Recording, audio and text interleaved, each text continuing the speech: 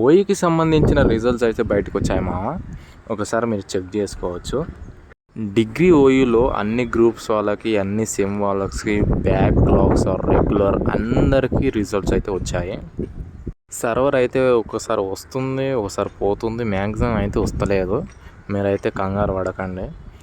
మీ ఫ్రెండ్స్కి ఎవరికైనా result already వచ్చి ఉంటే వాళ్ళకి మీ హాల్ టికెట్ నెంబర్ పంపించి డైరెక్ట్ చూసుకోండి. అలా అయితే ఈజీగా వస్తుంది. ఒక్కోసారి కొంతమందికి వస్తాయి, కొంతమందికి రాదు. వచ్చినప్పుడు వాళ్ళకి ఎన్ని వచ్చినా కానీ వస్తాయి. మీరు ఏదైనా లింక్ క్లిక్ చేసినాక బ్యాక్ పోకుండా అలాగే స్క్రీన్ ఉంచండి.